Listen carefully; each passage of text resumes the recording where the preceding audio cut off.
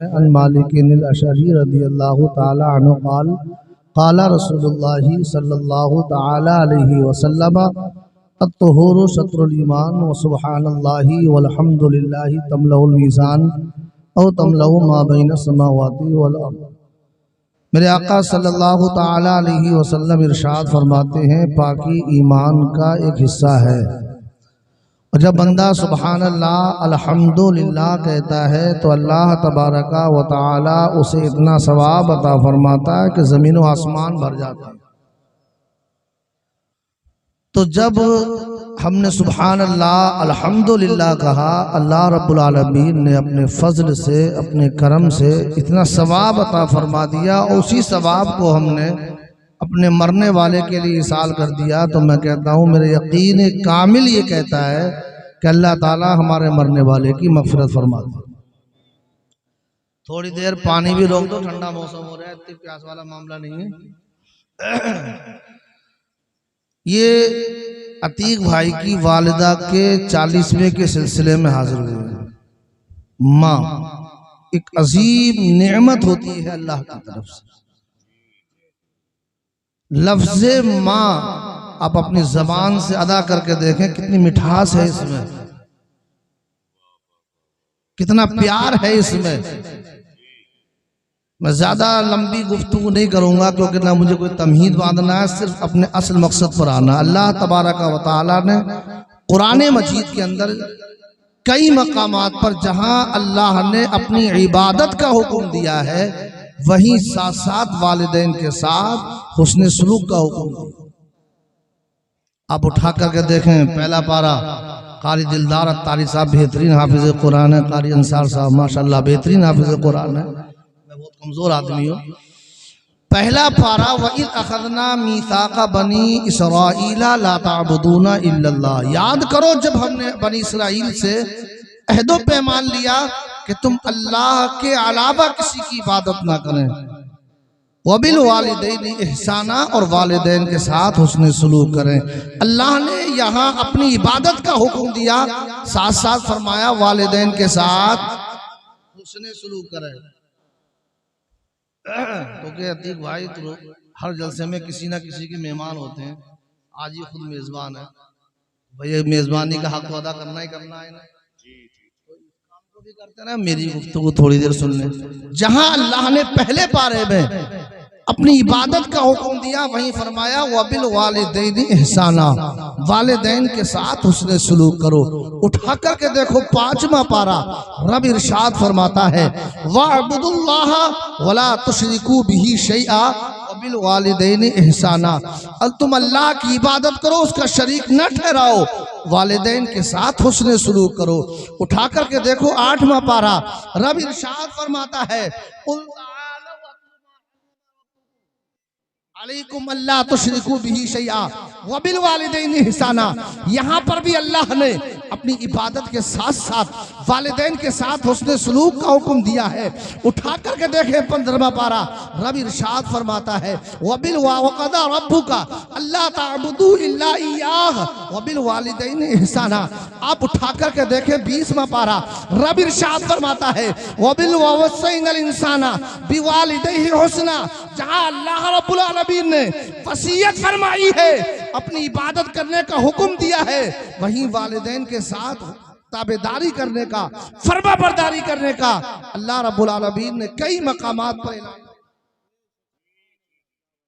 जब हमारे माँ बाप हयात होते हैं, जिंदा होते हैं, तो हम उनकी कद्र नहीं जानते हैं, इल्ला माशाअल्लाह हम उनकी कद्र नहीं जान पाते हैं। लेकिन जब हमारे माँ बाप दुनिया से जा चुके होते हैं, उस वक्त एहसास होता है यार माँ क्या होती है, बाप का प्यार क्या होता है, बाप की शफकतें क्या होती है।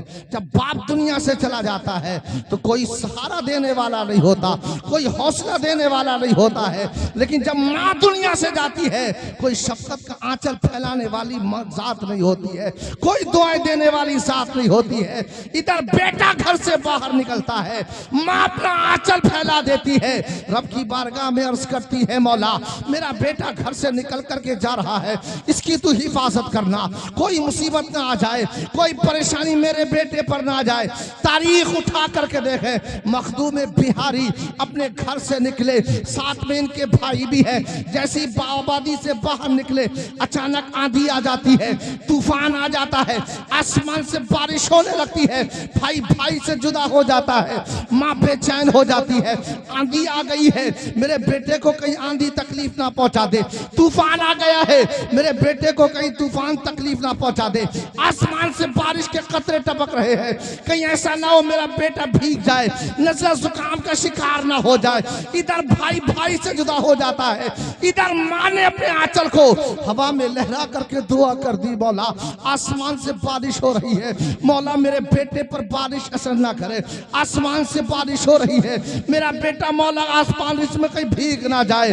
अल्लाह अकबर। माँ की ममता जाग जाती है, माँ की ममता पुकार करके कहती है, मौला मेरा बेटा कहाँ परेशान होगा, मेरे बेटे से मेरी मुलाकात तो करा दे।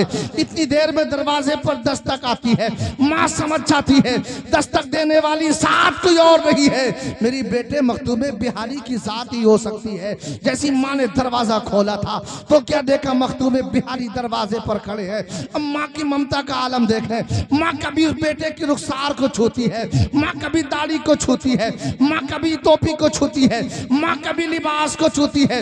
मखदूम बिहारी कहते हैं, माँ आज तेरे प्यार का अंदाज अलग है। जब बेटा घर आता है, माँ बेटे की रुखसार को चूमती है, माँ बेटे की पेशानी को चूमती है, अपनी छाती से लगा लेती है, लेकिन माँ तेरे प्यार का अंदाज अलग है। कभी मेरी टोपी छू रही है, कभी मेरा लिबास छू रही है, कभी मेरी ताली को छू रही है। तो मखदूम बिहारी की माँ ने जवाब दिया था, बेटा जब आसमान के साए से गुजर करके जब कोई आता है और आसमान से बारिश होती है, टोपी उसकी भीग जाती है, दाढ़ी उसकी भीग जाती है, लिबास उसका भीग जाता है, लेकिन बेटा मखदूम बिहारी तुम आए हो, बारिश हो रही है, लेकिन लिबास तुम्हारा भीगा नहीं है, टोपी तुम्हारी भीगी नहीं है, तुम्हारा चेहरा नहीं भीगा है, बारिश ने कोई असर नहीं किया है। तो मखदूम बिहारी माँ के कदमों को चूम करके अर्ज करते हैं, माँ उस बेटे का लिबास कैसे भीग सकता है जिस बेटे की माँ रब की बारगाह में दुआ। सुभान अल्लाह, सुभान अल्लाह, बहुत खूब माशाअल्लाह, जवाब नहीं है, वाह वाह वाह। उसकी दुआ रद्द नहीं जाती, उसकी दुआ रद्द नहीं जाती है। हमेशा याद रखे, जो वालिदैन यहाँ बैठे हैं वो जब भी दुआ करें तो अपने वालिदैन के लिए, औलाद के लिए अच्छी दुआ करें।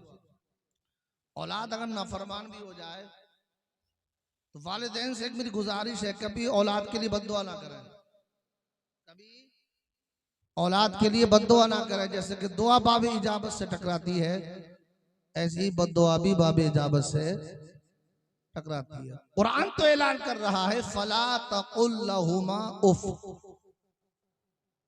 जो नौजवान बैठे हैं ना, ये खास कर तवज्जो के साथ सुने, तो मेरे आका सल्लल्लाहु ताला अलैहि वसल्लम, अतीक भाई, मेरे आका फरमाते हैं, कुर्ब क़यामत माँ बाप को अहमियत नहीं दी जाएगी, दोस्तों को अहमियत ज्यादा दी जाएगी। माँ बाप के मुकाबिल दोस्तों को अहमियत ज्यादा दी जाएगी। कोई भी खुशी का मौका हो, माँ बाप को अहमियत नहीं देता नौजवान, लेकिन अपने दोस्तों अहबाब को इज्जत देता है। लेकिन मेरा रब कुरान अज़ीम में इरशाद फरमाता है, फला तकुल लहुमा उफ, तुम उन्हें उफ मत करो। कुछ कहना बहुत दूर की बात है, रब फरमाता है उन्हें उफ मत करो। वला तनहरहुमा, उन्हें झिड़को मत। वकुल लहुमा कौलन करीमा, और वालिदैन के साथ कलाम करो तो इज्जो इनकिसारी के साथ में कलाम करो। वख्फिद लहुमा जनाहुल्ली मिनर रहमा, रब फरमाता है कि तुम वालिदैन के लिए नरमी वाले बाजू भी जाओ। जो वालिदैन का एहसान औलाद के ऊपर है, आप कितना भी मुबालगा कर ले, लेकिन जो वालिदैन का एहसान औलाद के ऊपर है उसका बदल नहीं हो सकता। जब उसका बदल नहीं हो सकता तो क्या करे बंदा? तो रब अंदाज बयान कर रहा है कि तुम्हें अपने वालिदैन के साथ में करना क्या है। वक़ुर रब्बिरहमहुमा कमा रब्बयानी सगीरा, तुम हाथों को उठा करके रब की बारगाह में दुआ करो, ऐ मौला तू मेरे वालिदैन पर रहम फरमा, ऐसा रहम फरमा जैसा कि मैं मेरे वालिदैन मुझ पर रहम किया करते थे ना। मैं चल नहीं सकता था, मेरी माँ ने मुझे चलना सिखाया। मैं बोल नहीं सकता था, मेरी माँ ने मुझे बोलना सिखाया। मैं खा नहीं सकता था, मेरी माँ ने मुझे खाना सिखाया। आज इंसान भूल गया यार माँ क्या है, आज इंसान भूल गया बाप का प्यार क्या है। मैं तुझे बता दूं माँ क्या होती है। माँ वो होती है जो अपनी छाती से लपेट करके तुझे अपनी खूने जिगर दूध की शक्ल में पिलाती है। यार माँ वो होती है जब तू चल नहीं सकता था उस वक्त तेरी माँ ने तुझे चलना सिखाया। आज तूने जवानी की दहलीज पर कदम क्या रखा, तेरे पास चंद पैसे क्या आ गए, तू भूल गया यार माँ का प्यार क्या होता है। तू भूल गया बाप का प्यार क्या होता है। वो बाप जिसने गैरों की गुलामी का पट्टा गले में डाल करके तेरा परवान चढ़ाया है, तेरी तमाम आरज़ुओं को पूरा किया है, तेरी तमाम आरज़ू की तकमील की है उसने, तेरी तमाम ख्वाहिशात को पूरा किया है। लेकिन जब तेरी तमाम ख्वाहिशात पूरी हो गई तू भूल गया यार बाप का प्यार क्या होता है, बाप का मकाम क्या होता है, बाप का मनसब क्या होता है, बाप की करम मर्तबत क्या होती है। इसलिए अगर इंसान के पास इल्मे दीन होता है वो समझता है कि मेरा बाप का मर्तबा क्या है, मेरे बाप की शान क्या है। लेकिन कमी इसमें वालिदैन की भी है।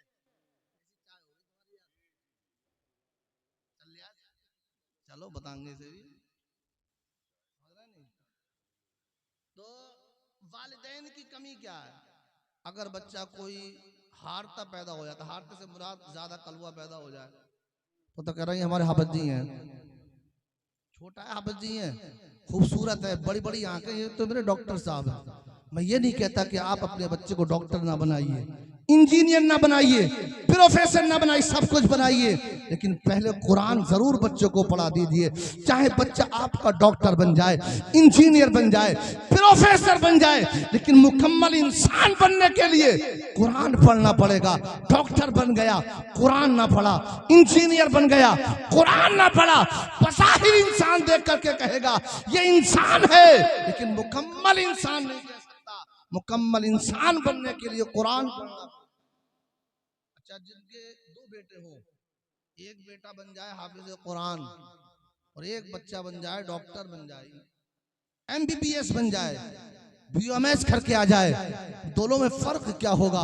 फर्क घर के अंदर ये होता है जो वालिदैन है जिसने अपने बच्चे को डॉक्टर या इंजीनियर बनाया, वो वालिदैन डरते हैं अगर मैंने कुछ कह दिया तो डॉक्टर साहब नाराज ना हो जाए, इंजीनियर साहब नाराज ना हो जाए, प्रोफेसर साहब नाराज ना हो जाए।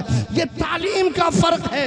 लेकिन जिस बच्चे को हाफिज कुरान बना दिया है वो डरता है अगर मैं तेज बोल गया मेरे बाप नाराज ना हो जाए, मेरी माँ नाराज ना हो जाए। क्यों? वो जानता है अगर मेरा बाप नाराज हो गया मुस्तफा नाराज हो जाएंगे, मुस्तफा नाराज हो गए तो खुदा नाराज। हकीकत है। डॉक्टर साहब हैं तो माँ बाप डर रहे हैं डॉक्टर साहब नाराज ना हो जाएं। डॉक्टर साहब नाराज हो जाएंगे तो तनख्वाह ला करके घर में कौन देगा, घर का खर्चा कौन चलाएगा, घर का कारोबार कौन चलाएगा। ये हमारे समझ की बात है। जिसके मुकद्दर में जितना रिस्क है उतना उसे मिल करके रहेगा, चाहे वो डॉक्टर साहब क्यों ना हो, चाहे वो हाफिज कुरान क्यों ना हो, चाहे वो कारी कुरान क्यों ना हो। लेकिन माँ बाप का मर्तबा जो पढ़ा लिखा जानता है बगैर पढ़ा लिखा नहीं जानता। इसलिए अगर चाहते हो कि बच्चा हमारी कद्र जाने तो हमें चाहिए कि अपने बच्चों को हाफिज कुरान बना दें, आलिम कुरान बना दें।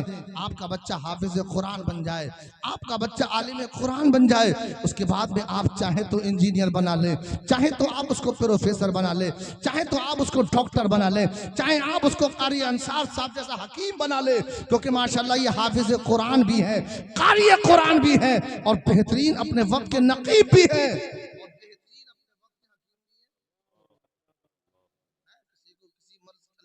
कोई मर्द हो, अगर कोई मर्द हो तो कारी अंसार साहब से मुलाकात करें। जरूरी नहीं है कि हाफिज कुरान बन जाए तो आप मस्जिद की चार दीवारी में कैद हो जाए, नहीं, हाफिज कुरान बन जाइए, आलिम कुरान बन जाइए। चाहे तो आप तिजारत करें, चाहे तो आप डॉक्टर की डिग्री करें, चाहे आप इंजीनियर की डिग्री करें, कोई भी तालीम चाहे आप हासिल कर सकते हैं, लेकिन पहले अपने बच्चे को कुरान की तालीम दिला दें। आप पाक बड़ा के सर्वे करिए, आप 95% तालीम से खाली है पाक बड़ा। जो आज हमारे दरमियान में जिहालत है, उसकी वाहिद वजह यह है कि हमारे पास कुरान की तालीम नहीं है। हमारे पास कुरान की तालीम नहीं है। आज मसाजिद देखे हमारी वीरान है यार। फजर की नमाज में दो सफ़े बस। जुमे के दिन मस्जिदें भर जाती हैं। मैं जुमे में अक्सर ये जुमला बोलता हूं, मैं सराय वाली मस्जिद में। ये बताइए जो जुमे के अंदर आए ये आसमान से आए हैं, किराए पे बुलाया गया है। मोहल्ले की तो होते, फजर में कहाँ जाते हैं, जोहर में कहाँ जाते हैं, असर में कहाँ जाते हैं। समझ लिया इंसान कारोबार करने के लिए बाहर निकला, जोहर बाहर हो गई, असर बाहर हो गई, मगरिब बाहर हो गई, इशा में कहाँ जाता है नौजवान, इशा में कहाँ जाता है, फजर में कहाँ रहता है। वजह यह है हमारे पास तालीम नहीं है। अगर हमारे पास तालीम होती, हमारी जोहर छूटती हमें एहसास होता, असर छूटती हमें एहसास होता, मगरिब छूटती हमें एहसास होता। मेरे आका इरशाद फरमाते हैं तुम फजर की 2 रकत नमाज पढ़ लो। ये फजर की 2 रकत दुनिया और जो दुनिया में है वो सबसे बेहतर है। किसी के पास फर्ज कर ले सोने का मकान है, सोने का मकान है, एक शख्स ऐसा गरीब है छप्पर पड़ा हुआ है, लेकिन 2 रकत नमाज पढ़ ली है उसने। मेरे मुस्तफा फरमाते जिसका सोने का मकान है उससे बेहतर है ये। तो मेरे आका फरमाते पूरी दुनिया को अगर सोना बना दिया जाए और कोई इंसान पूरी दुनिया का मालिक बन जाए, कि गरीब 2 रकत नमाज पढ़ ले, उस पूरी दुनिया से बेहतर इसकी 2 रकत नमाज। क्यों नहीं पढ़ते आप? कहते हैं हम अमीर बन जाएं। मेरे आका फरमाते सबसे बड़ा अमीर वो है जो फजर की नमाज। आज इंसान बंगला बना ले, कोठी बना ले, समझ रहे नहीं, तो कहता है यार मुझसे बड़ा अमीर कोई नहीं है। आज हमारे यहाँ से जनाजे उठते हैं, लोग कहते हैं अच्छा वो मर गया यार, एक शराबी तो कम हो गया, एक जुआरी तो कम हो गया, एक नाम है गुनाह करने वाला तो कम हो गया। यार ऐसा जनाजा उठना चाहिए, लोग देख करके कहें यार मस्जिद का नमाजी कम हो गया, कारी कुरान कम हो गया, एक हाफिज कुरान कम हो गया, एक खाने काबा की ज़ियारत करने वाला हाजी कम हो गया है। आज हमारे यहाँ जनाजे उठते हैं। एक जनाजा तकरीबन अब से 1450 साल पहले मदीने तैयबा में उठा था। मेरे आका खुद कब्र अनवर में तशरीफ फरमा है और उस अपने सहाबी को अपने हाथों से कब्र में उतार रहे हैं, चेहरे पर मुस्कुराहट है। मेरे आका ने इरशाद फरमाया वो मेरे सहाबी आज बहुत बड़े अमीर को सुपुर्द खाक किया जा रहा है, बहुत बड़े अमीर को सुपुर्द खाक किया जा रहा है। एक सहाबी आगे बढ़कर अर्ज करने लगे या रसूल अल्लाह, एक बहुत बड़े अमीर इन सहाबी को कह रहे हैं, लेकिन मेरा मकान इनके मकान के करीब में है। मैं देखता हूँ कि 2-2, 3-3 दिन हो जाते इनके घर में चूल्हा नहीं जलता था, इन्हें खाना नसीब नहीं होता था, ये खजूरें खा करके गुजारा करते, ये पानी पी करके गुजारा करते। आका आप फरमा रहे हैं आज बहुत बड़े अमीर को सुपुर्द खाक किया जा रहा है। मेरे आका ने इरशाद फरमाया और मेरे सहाबी शायद तुमने अमीरी का मतलब ये समझा है जिसके पास बागात हो वो अमीर है, जिसके पास बंगला हो वो अमीर है, जिसके पास मालो सर हो वो अमीर है। वो सहाबी अर्ज करते हैं हाँ या रसूल अल्लाह, अमीरी का मतलब मैंने यही समझा है जिसके पास बागात हो वो अमीर है, जिसके पास महलात हो वो अमीर है, जिसके पास मालो सर हो वो अमीर है।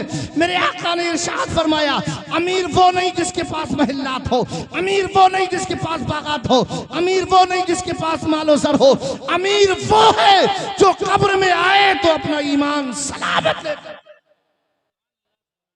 कब्र में आए अपना ईमान सलामत लेकर के आए, उससे बड़ा अमीर सुभान अल्लाह सुभान अल्लाह, बड़ा अमीर कोई नहीं है। तो जिंदगी ऐसी जिए जो हमारी जिंदगी के अंदर एक इनकलाब पैदा हो जाए। 10 साल की उम्र होती है, बस बात समेट रहा हूँ, 10 साल की उम्र होती है, इंसान की एक ख्वाहिश होती है यार मैं अच्छी तालीम हासिल कर लूँ, उसके बाद मैं मस्जिद का नमाजी बन जाऊंगा, फिर मुझे दुनिया से कोई मतलब नहीं है। अब अच्छी तालीम अल्लाह उसे दे देता है, अब वो मस्जिद का नमाजी बनना चाहिए था लेकिन मस्जिद का नमाजी नहीं बन पाता है। एक ख्वाहिश होती है यार मेरी नौकरी लग जाए, उसके बाद में मैं सेट हो जाऊंगा, मुझे कोई तिजारत मिल जाए, कोई कारोबार मेरा बढ़िया हो जाए, मैं सेट हो जाऊंगा। अल्लाह कोई नौकरी दे देता है या कोई तिजारत दे देता है, अब उसे चाहिए था कि मस्जिद का नमाजी बन जाए, लेकिन मस्जिद का नमाजी नहीं बनता, ख्वाहिश बढ़ती चली जाती है। अब कहता है यार मेरी शादी हो जाए, उसके बाद मैं सेट हो जाऊंगा, शादी भी हो जाती है, अब तो मस्जिद में आ जाना चाहिए था, अब तो उसे मस्जिद में कुरान की तिलावत करना चाहिए था, अब शादी हो गई और फिक्र आगे बढ़ जाती है यार मेरे बच्चे हो जाए, उसके बाद में सेट हो जाऊंगा। अब बच्चे बच्चे भी अल्लाह दे देता है। अब ख्वाहिश पड़ जाती है यार बच्चों की तालीम का इंतजाम हो जाए, उसके बाद मैं सेट हो जाऊंगा। तालीम का भी इंतजाम हो जाता है, ख्वाहिश पड़ जाती है यार मेरे बच्चों की शादी हो जाए, उसके बाद सेट हो जाऊंगा। शादी हो गई, का पोती पोते वाला बन जाऊं, उसके बाद मैं सेट हो जाऊंगा। ख्वाहिशात बढ़ती जा रही है, उम्र पहुंच गई 70-80 साल की, इतनी लंबी ख्वाहिशात में ये उम्र पहुंच जाएगी। 70-75-80 साल की उम्र पहुंची, मौत का फरिश्ता दरवाजे पर दस्तक देने आ जाता है, रूह कफ़स उनसरी से परवाज कर जाती है, अजीज़ व अक़ारीब इकट्ठे हो जाते हैं, नहलाने का इंतजाम किया जा रहा है, तख्ते पर लिटा दिया गया, ऐसा अकड़ा पड़ा है। अल्लाहु अकबर। अपने ऊपर बैठने वाली मक्खी को उड़ा नहीं सकता, हटा नहीं सकता, अपना लिबास उतार नहीं सकता। अब गस्साल जो गुस्ल देने वाला होता है, मरने वाले के जिस्म से कपड़े उतारने की कोशिश करता है, कहने वाला कहता नहीं कपड़े उतारने की जरूरत नहीं है, कैंची से काट दिया जाए। अल्लाह अकबर। किसी मरने वाले को नहीं देखते हो तख्ते पर अकड़ा पड़ा है, यार ये कभी वो था जो गली कूचों में निकलता था, तो इसके कपड़ों पर मक्खी नहीं बैठा करती थी, चुटकियों से अपने कपड़ों को साफ किया करता था। गरीब इसके सामने कोई आ जाता था तो गरीब से इस्तेमाल किया करता था। ऐसे कर्रो फर के साथ में जिंदगी गुजारने वाला तख्ते पर लेटा हुआ है। अल्लाह अकबर। अजीज़ व अक़ारीब वहां पर जमा है, अब सुपुर्द खाक करने की तैयारी की जा रही है। तजीज़ व तफ़कीन करने के बाद जब सुपुर्द खाक करने कब्रिस्तान ले जाते हैं, कोई कलमा शरीफ पढ़ता जाता है, कोई दुरूद पाक पढ़ता जाता है। हुक्म भी यही है कि तुम मरने वाले के साथ जब जनाजे में शरीक हो तो कलमा तैयबा पढ़ते जाया करो, ज़िक्र तस्बीह पढ़ते जाया करो। लेकिन आज हमारा हाल ये है, हम किसी के जनाजे में शरीक होते हैं, हमारी ज़बान पर कारोबार के तस्करे होते हैं, तेरी मेरी चुगली गीबत हम कब्रिस्तान में बैठ करके जाकर के करते हैं। हमें चाहिए तो ये था कि हम कब्रिस्तान में पहुंचे तो मरने वाले के लिए दुआएं मग़फ़िरत करें, जनाजे में चले तो मरने वाले के लिए दुआएं मग़फ़िरत करें, लेकिन हमारा ये हाल नहीं होता। पास में तेजी के साथ में समेटने की कोशिश कर रहा हूँ, इधर सुपुर्द खाक कर दिया जाता है, इधर कब्र में उतार दिया जाता है। अब बोलने वाला क्योंकि कब्रिस्तान में वो बोलता है जो कहीं नहीं बोलता, तो इसलिए बोलता है ताकि लोगों को पता चल जाए यार जनाजे में मैं भी शरीक हुआ हूँ। बोलने वाला कोई कहता है यार इसका सीना बंद खोल दो, कोई कहता है यार इसका पैरों का बंद खोल दो, कोई कहता है इसका रुख खाने काबा की तरफ कर दो। चेहरा जब खाने काबा की तरफ किया जाता है एक आवाज आती है, अब इसको हिलाने की जरूरत नहीं है, इसको हरकत देने की जरूरत नहीं है, अब ये सेट हो चुका है। जैसी जुमला ये निकलता है सेट हो चुका है, तब सहन पहुंचता है। ये वो सेट हुआ है जो 10 साल की उम्र में सेट होना चाहता था, जो 15 साल की उम्र में सेट होना चाहता था, जो 20 साल की उम्र में सेट होना चाहता था। जो दुनिया में सेट नहीं होता है वो कब्र में जाकर के सेट हुआ। अच्छे अमल पास में नहीं है, फरिश्ते आएंगे हथौड़ा लेकर के, बेनमाजी होगा ऐसा हथौड़ा मारा जाएगा जो जमीन के अंदर धंसता चला जाएगा। अल्लाह क्या अज़ाब बताया जाए बेनमाजी का। मेरे आका सल्लल्लाहु ताला अलैहि वसल्लम इरशाद फरमाते हैं कि तुम नमाजों की कसरत कर लेना, अगर तुम नमाजें छोड़ करके दुनिया से आओगे तो तुम्हें 2,88,00,000 साल जहन्नम में जलना पड़ेगा। एक वक्त की नमाज छोड़ने से 2,88,00,000 साल जहन्नम में जलना पड़ेगा। यार हमारी कितनी नमाजें छोड़ती है, कभी आपने कैलकुलेटर किया कि नहीं किया है? ज़ोहर मेरी छुट्टी, असर मेरी छुट्टी, फजर मेरी छुट्टी, साल 2 साल की नहीं बल्कि 50 साल की उम्र है तो 40 साल की नमाज़ें छूटी हुई है, 35 साल की नमाज़ें छूटी हुई है। यार कौन सा मुंह लेकर के जाएगा? आज तेरे पास पैसा है, तू सोचता है मुझसे बड़ा इज्जत वाला कोई नहीं। आज तेरे पास बेहतरीन मकान है, तू सोचता है यार मुझसे बेहतर कोई नहीं। अरे बेहतर वो है गरीब है लेकिन परेशानी में सजदों के निशान है, गरीब है लेकिन पेशानी रब की बारगाह में झुकती है, उससे बड़ा अमीर कोई नहीं। बेशक बेशक, सुभान अल्लाह सुभान अल्लाह।